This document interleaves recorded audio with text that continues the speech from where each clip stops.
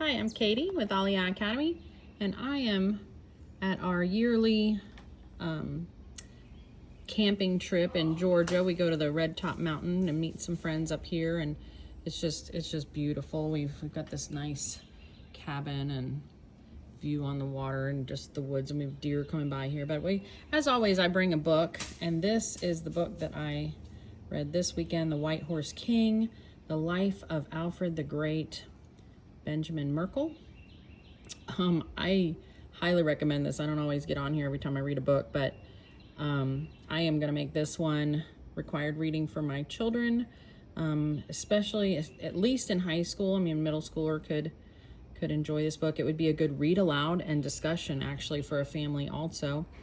But Alfred the Great, I mean, there's so much I didn't realize, and just the fact that his life affects so much of what we do today and why we do what we do today and where we are and how we think. And he was a Christian king, and he was all but destroyed and pushed out of his kingdom from the Vikings and the Viking Danes. It's interchangeable. If you do read this, I highly recommend having something to take notes, especially for a student, because the author interchanges different vocabulary for the same peoples, like Anglo-Saxons, Saxons. I feel like he called them something else also.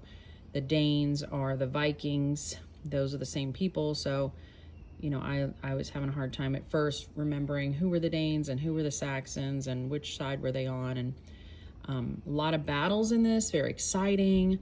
Also a lot of biblical references, I really liked, if I can show this to you. Let me see, it does it more in the front. Give me a sec. Like this right here. There's little side notes on it. And like this one, it just gives a little more history. Like at the time, more than 3 centuries before the time of Robin Hood, the Anglo-Saxon name of Nottingham was Snottingham, apparently named after an earlier chieftain named Snot. Luckily for the modern day residents of the city, the S was eventually dropped from the name, and so rather than Snottingham, the name of the city is now Nottingham. That one's actually kind of funny. It is a very enjoyable read also.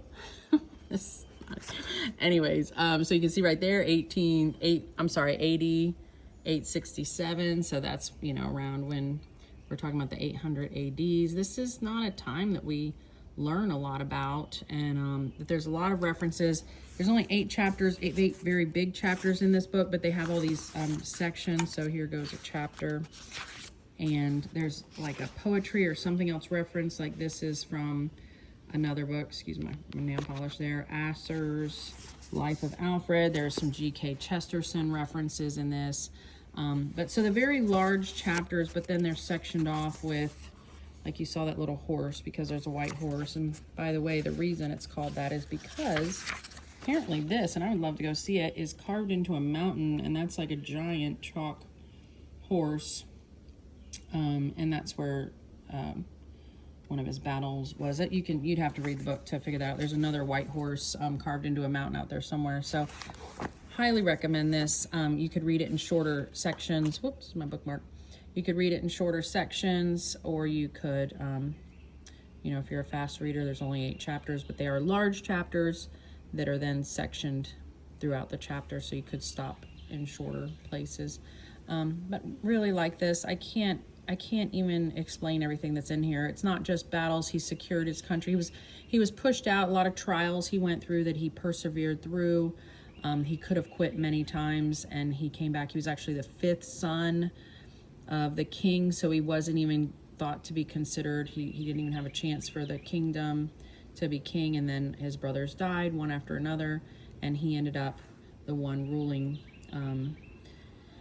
southern England, which was Wessex at the time. I guess it wasn't even England. You'll have to read the book.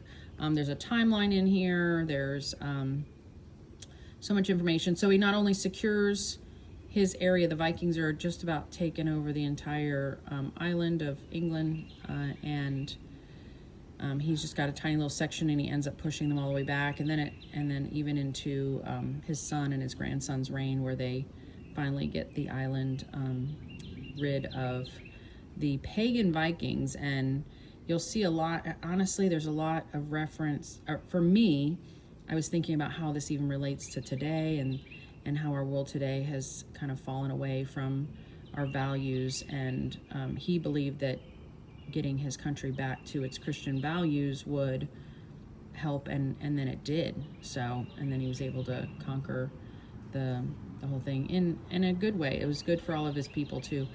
Anyways, super great book. Highly recommend it. I couldn't possibly tell you all the reasons, but it's you know, you can see God's providence, God's hand throughout Alfred's life. It's a true story. So not only are you getting an exciting book with just an amazing plot and ending, but it's also true story. So where I'm usually reading historical fiction maybe, and I'm thinking, well, this, you know, could or might or might not have happened this way. This was actually well researched, and the author even talks about when you know, one historian might say this and one historian might say this, and then what he believes and why. So I think it's very well done academically too.